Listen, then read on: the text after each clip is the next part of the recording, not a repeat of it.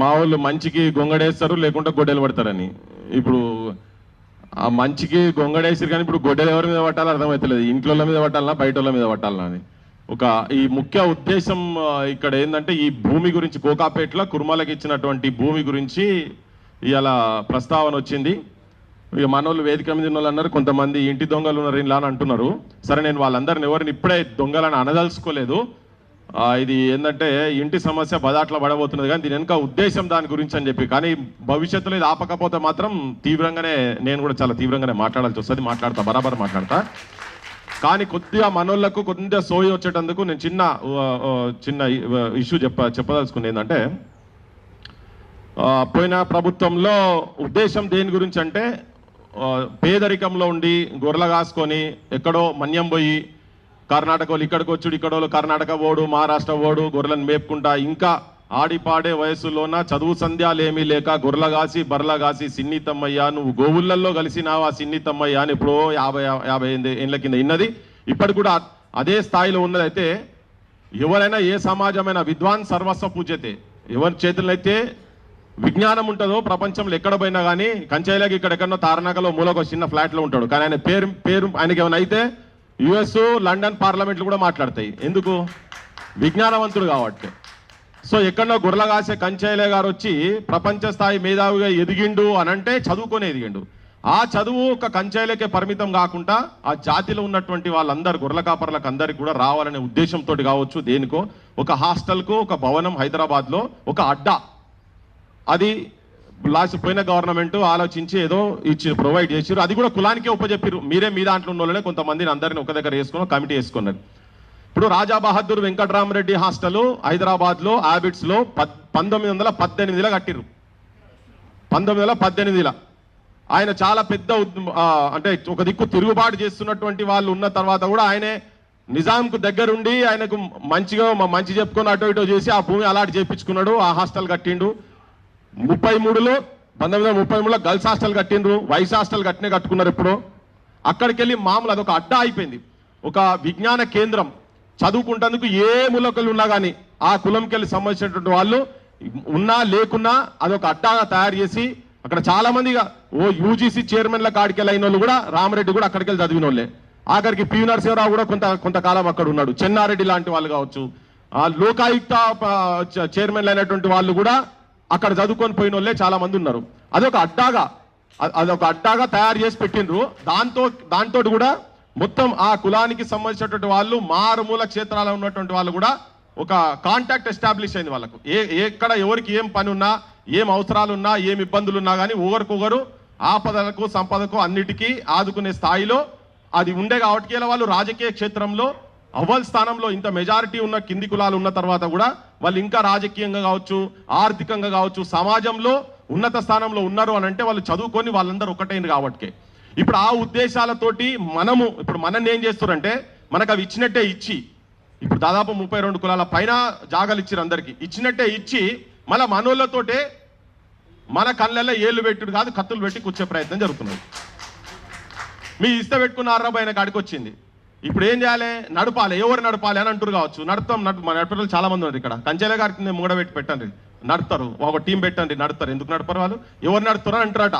కంచెల గారితో కూడా నేను మాట్లాడినా, అరే ఇదేంది, ఇది ఎక్కడ కథ, ఇది ఒక హాస్టల్ అంటే ఒక అడ్డా తయారయ్యేది. పైసలు కూడా వాళ్ళే ఇచ్చారు, గవర్నమెంటే పైసలు ఇచ్చింది. ఇప్పుడు మీరు అందరు తిడుతున్నారు, వీళ్ళని తిడుతున్నారు. కానీ నేనేమనుకుంటున్నా అంటే ఇది ముఖ్యమంత్రి దగ్గర నుంచి ఒక పెద్ద కుట్ర జరుగుతున్నది. కురుమోళ్ళు ఎవరు చదువుకోవద్దు అనేది పెద్ద కుట్ర జరుగుతూ ఉన్నదని నేను అంటున్నా, బరాబర్ చెప్తున్నా. ఇది మీరేదో పాపం ఇప్పుడు బీర్లైలే అంటేనే వచ్చి కంచైలే దగ్గర కూర్చొని మావోనికి కూర్చొని 10 లక్షలైనా ఇస్తా నువ్వు పో అనే. ఇంకో పెద్ద మంచి కూడా మీసాలు దువ్వే క్యామ మల్లేసన్నా కూడా చాలు అట్లెట్లుంటది, మావోడికి మల్లేసి అంతా లంగ పని చేస్తున్నాను చెప్పని అన్నారు. ఇప్పుడు అందరూ ఒకటి ఎందుకు అవుతున్నారు అంటే పెద్ద అసలు సర్పం పడిగలేపింది ఆడ. ఎవరు? రేవంత్ రెడ్డి రూపంలో ఉన్నటువంటి ఆయనే పడిగలేపి దీన్ని ఎట్టి పరిస్థితిలో ఒక విజ్ఞాన కేంద్రం కాదు, కానీయకుండా చేయాలి, వాళ్ళకి ఇచ్చినట్టు చేసి మన జాతిలో ఉన్నటువంటి వాళ్ళని దొంగలుగా చిత్రీకరించాలని చెప్పని వీళ్ళని తీసి ముంగడ పెట్టిండు. ఈ బూరుగులో పిట్టలు పట్టేటోడు షికారుగాడు ఉంటాడు కదా, వాడు ఫస్ట్ ఏం చేస్తున్నాడంటే ఓ చిన్న పిట్టలను మనోళ్ళనే తీసి ఒక వల వేసి అని లేచి ఇత్తులేసి పెడితే దానిలో మేస్తూ ఉంటుంది. ఇది కీస్ కీస్ కీస్ కీస్ అని కొడితే మన వాళ్ళందరూ పోయి ఆ పిట్ట పక్షులందరూ వచ్చి అవన్నీ మేస్తాయి ఆడ మేయంగానే దాన్ని పక్కకు పట్టుకుంటాడు, దాన్ని పక్కకు పెట్టుకోవడం మిగతాన్ని తీసి కోసుకుంటాడు. ఇప్పుడు వాళ్ళు బీర్లే కావచ్చు, ఎగ్గ మల్లేసే కావచ్చు, మా క్యామ మల్లేష్ అన్న ఒక పాత్ర పోషిస్తున్నారు. ఏనాడన్నా కొయ్యన్నాడు ఏం చేస్తాడు, వాటిని కూడా కోసుకొని తింటాడు.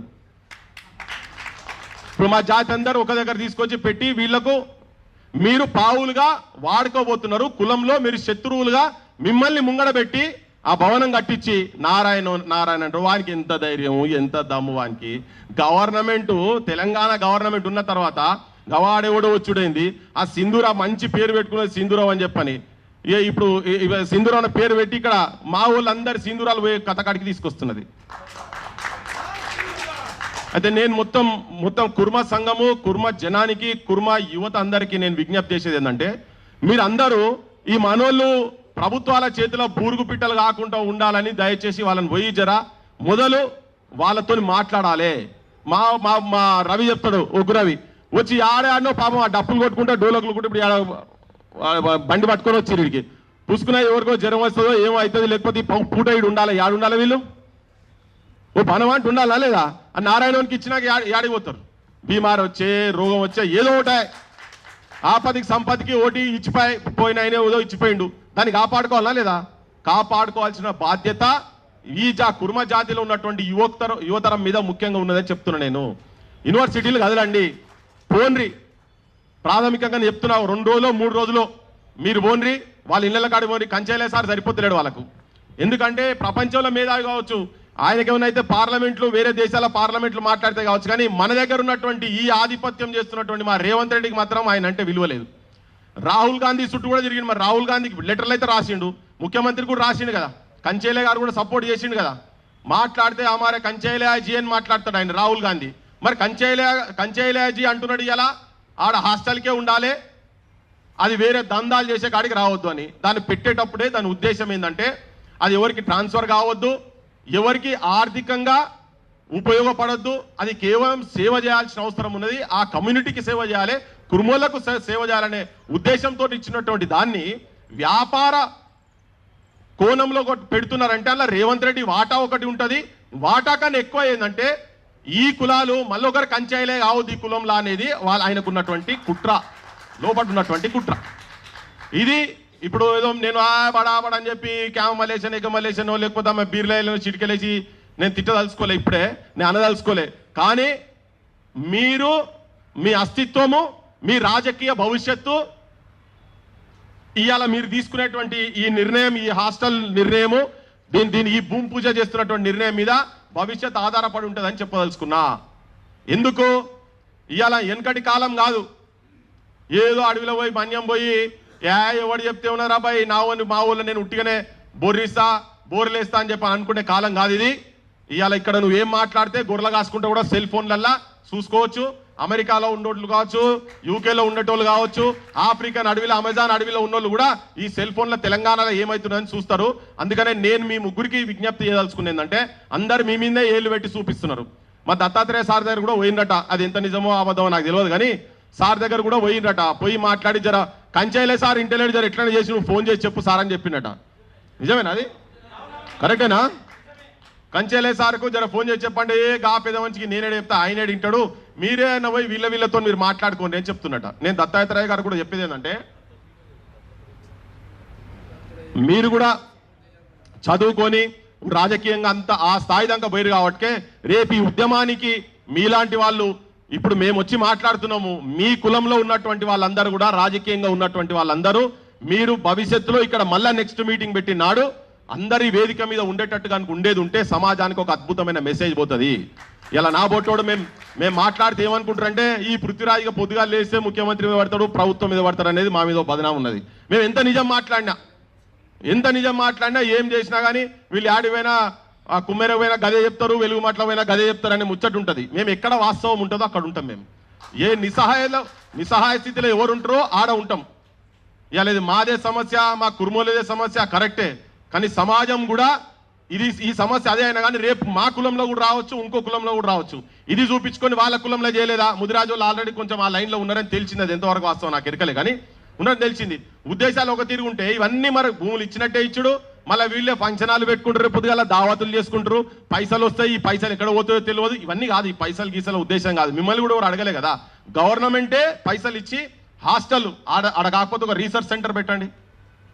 ఎందుకు గొల్లోళ్ళు విజ్ఞానవంతులు ఎందుకు కాగలిగిరు, ఎందుకు ఇవాళ అనుకోకుండా అంటే అనుమయకుండా గొర్రెల కాపర్లు చేసిన దగ్గర ఎందుకు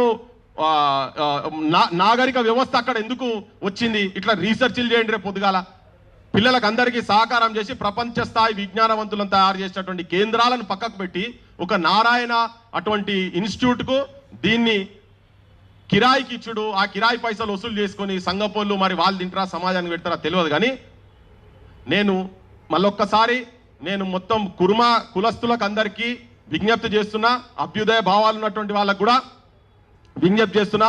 మొట్టమొదలు ఒకసారి ఒక డైలాగ్ మళ్ళొకసారి ఇప్పటిదాకా కంచేలే గారు చెప్తే ఏగి కంచేలే ఏమడి కులం ఉన్నదా పాడు ఉన్నదా ఏమున్నది గినెతో ఏమైతే అనుకోవచ్చు, గవర్నమెంట్ అట్లే అనుకోవచ్చు, వీళ్ళు కొంతమంది ఎమ్మెల్యేలు అట్లే అనుకోవచ్చు. ఈవెన్ పొన్నం ప్రభాకర్తో కూడా చెప్పిండట, మీరు మాత్రం ఇది మీరు అట్లనే ప్రొసీడ్ అయ్యి అది విజ్ఞాన కేంద్రం కాకుండా హాస్టల్ కాకుండా కనుక ఉండేది ఉంటే నేనే తిరగబడతా అని చెప్పి కూడా చెప్పిండట.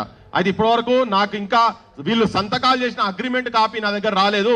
ఒకవేళ వస్తే నేను కోర్టుకి వేస్తా అంటున్నాను. కోర్టు ఆయన పేరు మీద కంచేల గారి పేరు మీదే కేసు వేస్తా అని చెప్పి ఆయన రెడీగా ఉన్నాడు. చూడండి, అంటే తన తపన తాపత్రయము కుర్మోళ్ళందరూ కూడా సమాజం కూడా అందరూ ఆలోచన చేయాలి. ఆ పెద్ద మనిషి తపన తాపత్రయం చదువుకున్నటువంటి విలువ ఏంటిది అనేది రెడ్డి హాస్టళ్లు పెట్టి, వైశ్య హాస్టళ్లు పెట్టి, వెలుమ హాస్టళ్లు పెట్టి వాళ్ళు ఎట్లయితే పైకి వచ్చిర్రో అట్లనే ఈ జాతులలో ఇవి లేకుండా సౌకర్యాలు లేకుండా వాళ్ళు పడ్డ ఇబ్బందులు నీ జాతి పడొద్దని చెప్పని ఆయనే తెగించి కొట్లాడుతున్నాడు కదా. తన సైడ్కి వెళ్ళి ఈ కొట్లాడే అందరి తరఫుకెళ్ళి యువతరం కుర్మోళ్ళు మొత్తం అందరు బయటికి వెళ్ళాలి.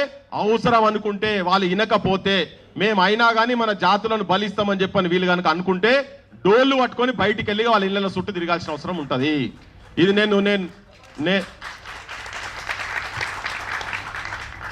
అందుకనే నువ్వు ఏది చేసినా ఎన్ని పైసలు సంపాదించినా విజ్ఞానవంతులు కాలేరు కనుక ఇవాళ ఒక అద్భుతమైన అవకాశము అక్కడ కోకాపేటలో ఒక భూమి ఇచ్చి ఒక షెల్టర్ ఇచ్చి మనోళ్ళందరికీ రేపు అవసరమైతే ఒక పెద్ద కల్చరల్ సెంటర్ ఇవాళ ఉగ్రవి టీం అంతా ప్రపంచ స్థాయిలో పోయి మొత్తం ఎక్కడెక్కడనో పోయి వాళ్ళు ప్రదర్శనలు ఇస్తున్నారు.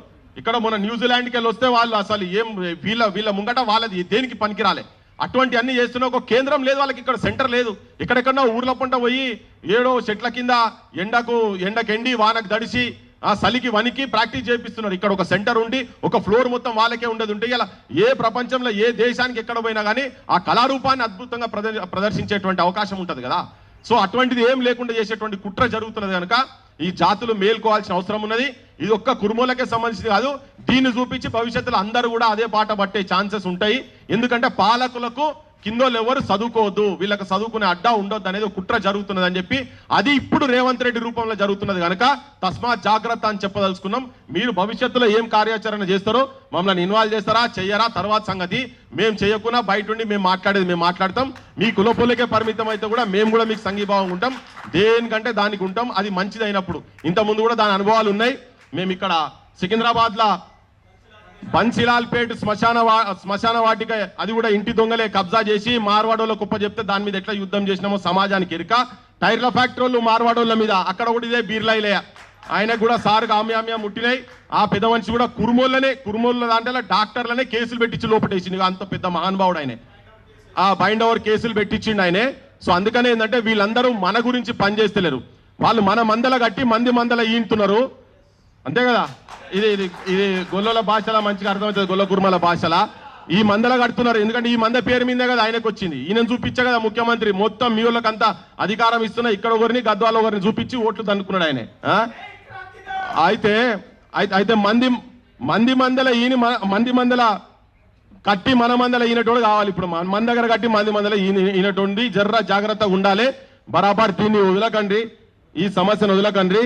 మళ్ళొక్కసారి చెప్తున్నా, ఈ ముగ్గురికి అందరు చూస్తున్నారు, మొత్తం కులమంతా మీ ఎంబడే ఉన్నదని ఇన్ని రోజుల నుంచి అనుకుంటున్నారేమో. ఈ సమస్యతో ఉండొచ్చు, కానీ ఈ సమస్యతోటి మీరు కులానికి దూరం అయ్యేటువంటి పరిస్థితులు మీరు తీసుకొచ్చుకోకండి అని చెప్పి మీకు ముగ్గురికి విజ్ఞప్తి చేస్తూ, సమాజం కూడా మీరు ఎక్కడెక్కడైతే కుర్మలు ఉన్నారో వీళ్ళను ప్రశ్నించాల్సిన అవసరం ఉన్నది. వాళ్ళను మార్చుకుందాం, అవి మన పిట్టలే కనుక మంది దాంట్లోనే మార్చుకుందాం. మార్చుకోలేనప్పుడు వాళ్ళు ఏం కోస్తారో పాలు కానీ మొదలు మనం కోసేటట్టు తయారు కావాలని విజ్ఞప్తి చేస్తున్నాం. Thank you.